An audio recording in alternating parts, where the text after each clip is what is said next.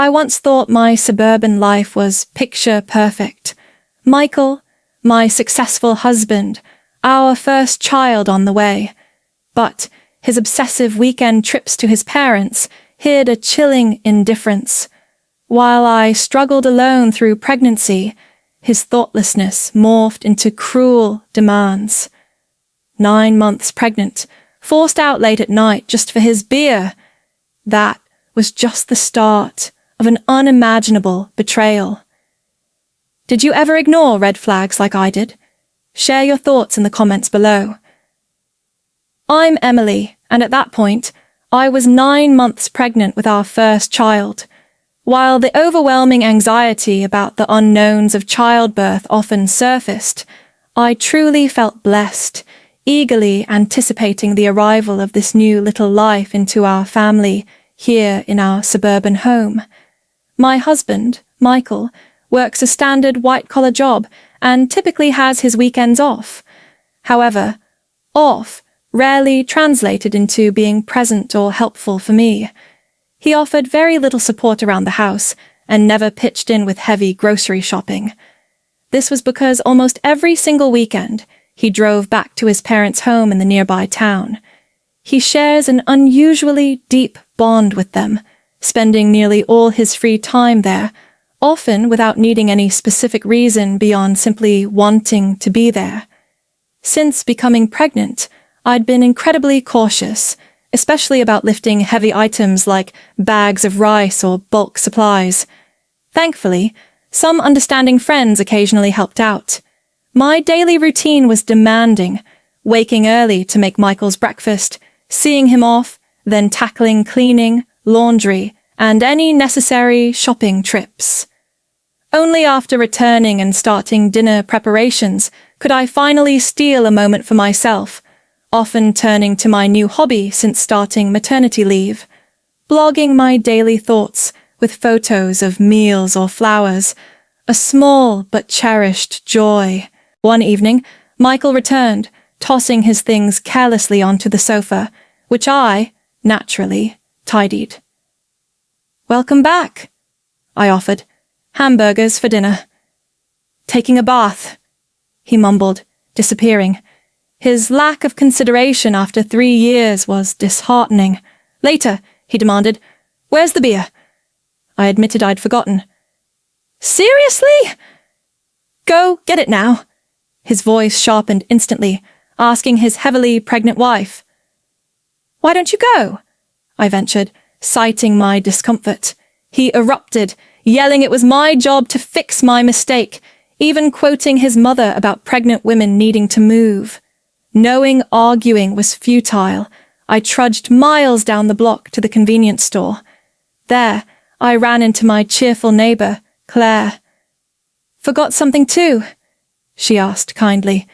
I briefly explained Michael's beer errand. "Sounds tough," she sympathized before we parted at the crossroad.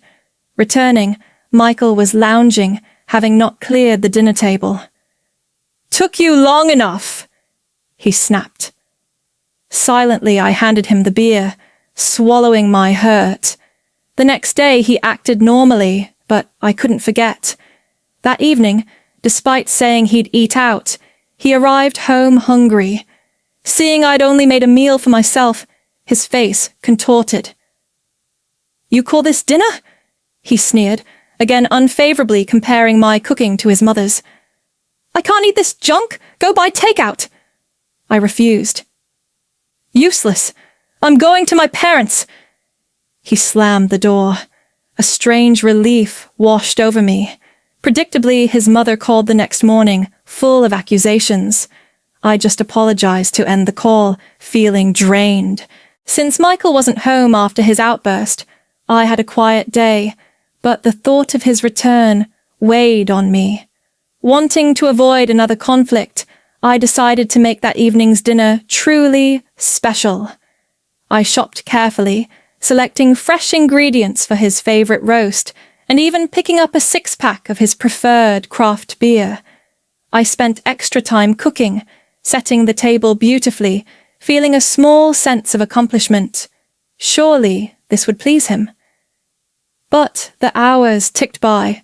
7 p.m., 8 p.m. No, Michael. My calls to his cell went straight to voicemail. Worry gnawed at me. I even called his parents. He wasn't there either. Around midnight, just as panic began to set in, he stumbled through the door, reeking of alcohol. "Whom?"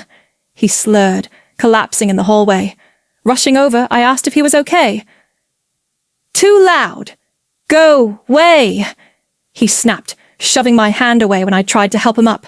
"Don't touch me! Don't come near me! That ugly face!" He spat out before passing out right there. Those words shattered me.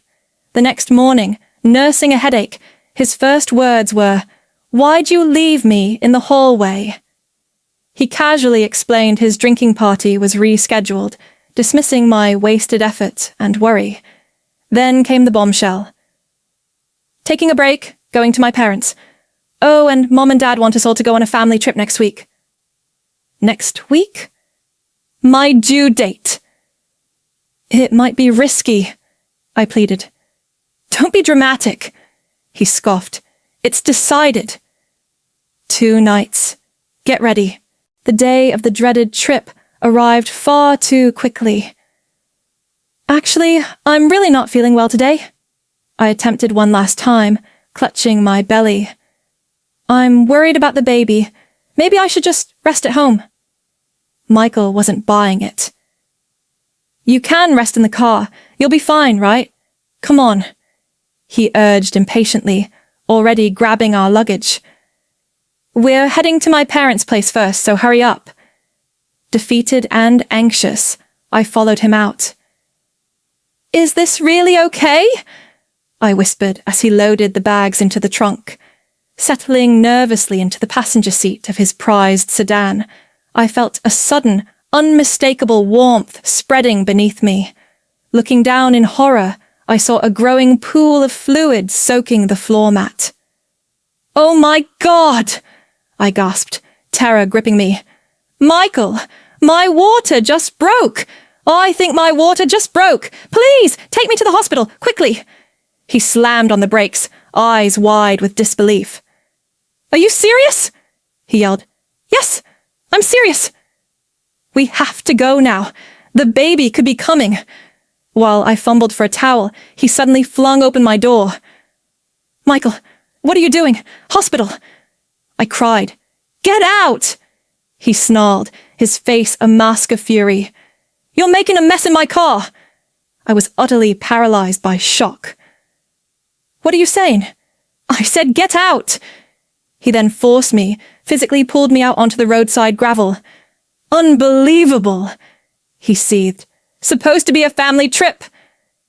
"Just go to the hospital yourself." Stunned into silence, I watched, helpless, as he drove away, leaving me utterly alone.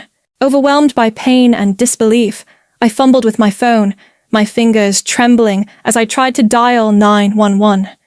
Just then, a familiar car pulled over. "Emily?" "Oh my God, are you okay?"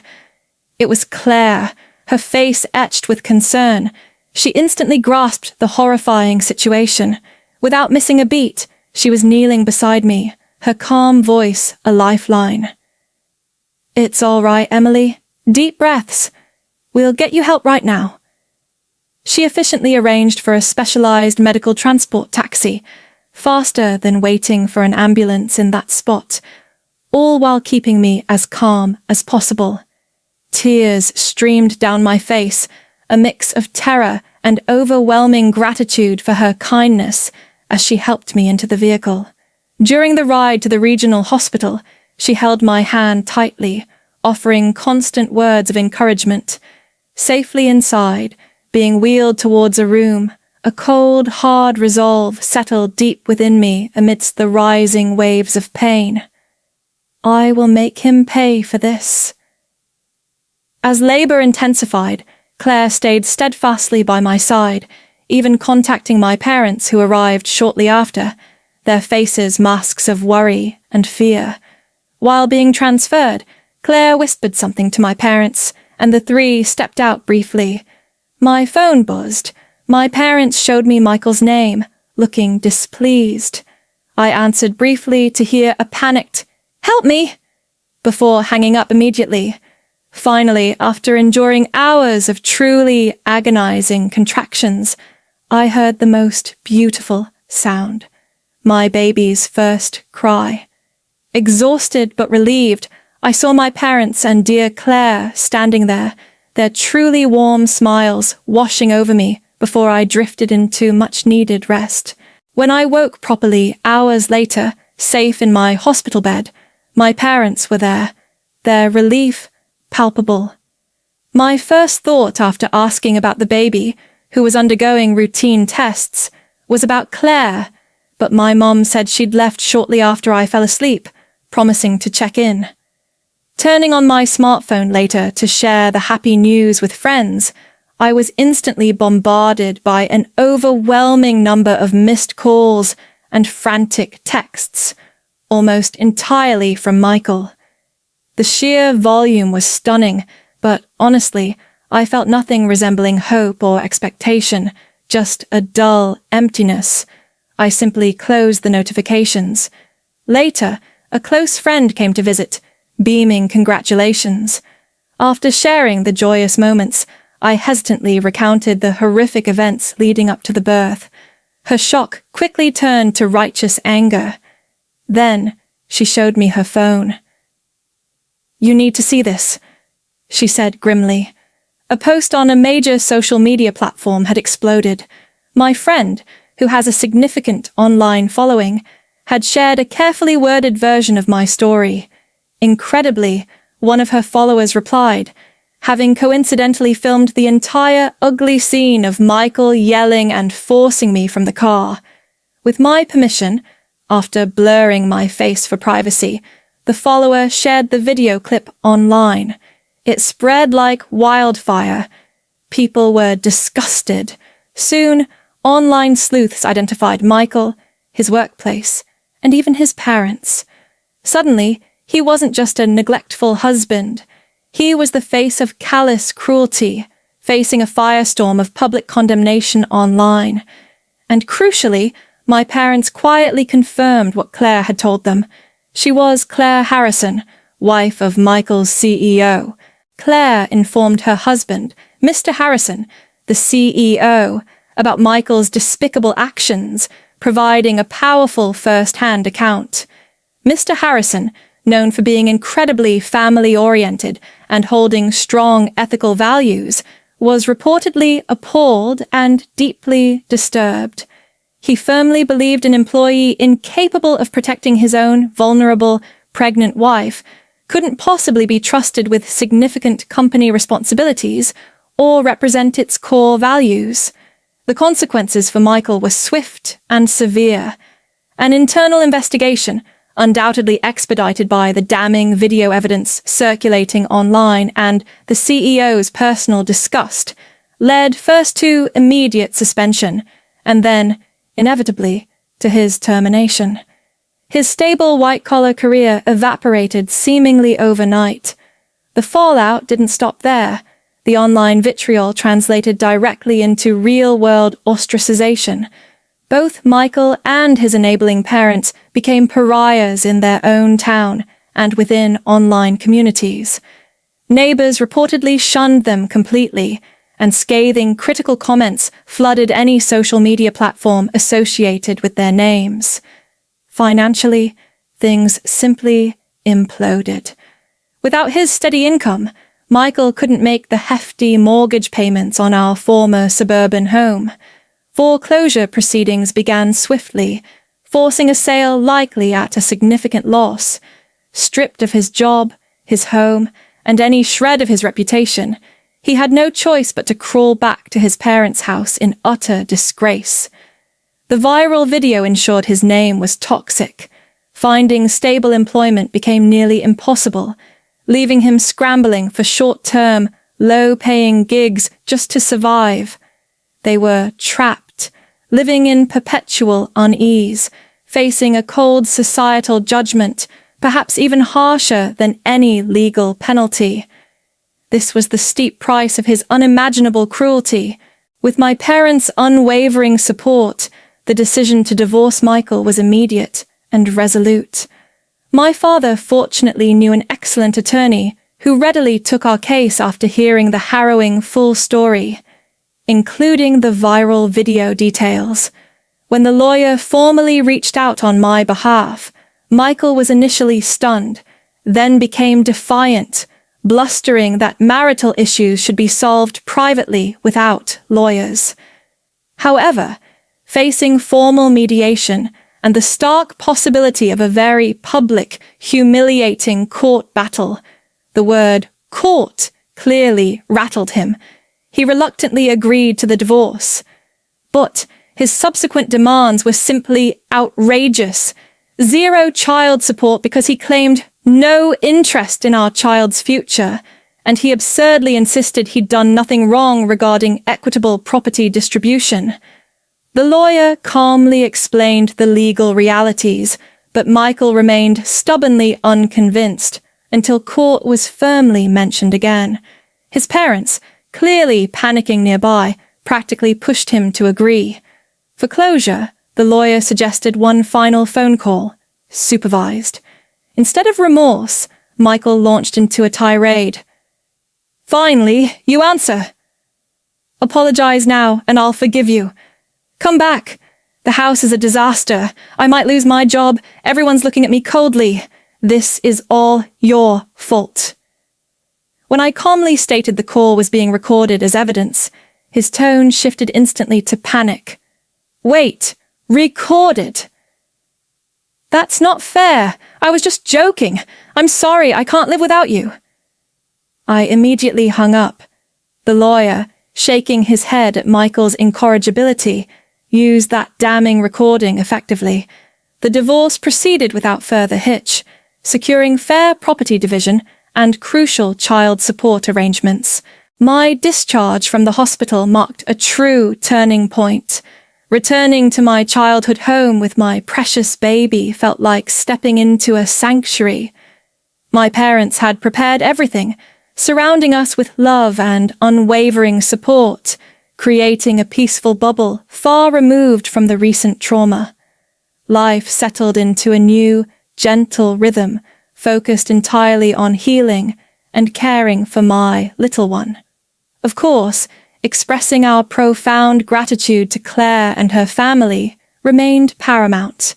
My parents and I visited their beautiful home, and both Claire and Mr. Harrison were incredibly warm, genuinely doting on the baby, solidifying the bond formed during crisis. Interestingly, our families clicked remarkably well. My mother and Claire became fast friends, sharing coffees and confidences, while my father found common ground with Mr. Harrison, enjoying occasional weekend barbecues. It was during these gatherings that I got to know their son, Daniel, who was around my age. He showed such kindness and genuine interest in me and the baby, offering quiet support and easy conversation. To everyone's surprise, especially mine, a connection began to quietly bloom between us. Something gentle and unexpected. We heard whispers through Claire about Michael and his parents still living under a cloud of local disapproval, their lives seemingly mired in perpetual unease. The contrast was stark. Who could have predicted that from the ashes of such betrayal, I might actually find myself potentially becoming part of the Harrison family someday? Life, it seems, is truly full of astonishing, sometimes wonderful, surprises. So, what can we take away from this roller coaster journey? My story, while deeply personal and painful, holds some universal truths, I think. Firstly, never ignore the red flags of emotional abuse, neglect, or profound selfishness in any relationship. Love shouldn't mean enduring constant disrespect or cruelty. Your self-worth is paramount, and no one, especially not a spouse, has the right to systematically tear it down. Claire's spontaneous kindness also highlights the incredible power of simple human decency. One person's compassionate action truly changed everything for me and my baby. And then there's the undeniable reality of consequences. Michael's actions ultimately led to his own downfall, a stark reminder that what goes around comes around. Perhaps most importantly, even after facing the deepest betrayal and despair, resilience is possible. You can find the strength to rebuild, find happiness, and create a better future. It also shows the danger of enabling toxic behavior, like Michael's parents did, and the complex, double-edged sword of social media in exposing truth and exacting justice. My story really makes you think, doesn't it? Which lesson resonates most with you? Have you ever witnessed or experienced something that echoed parts of this journey? I genuinely want to hear your thoughts and stories. Please share them in the comments below. If this story touched you, please hit that like button, subscribe for more meaningful content, and share it to help spread these important messages. Thank you so much for listening and being part of this conversation.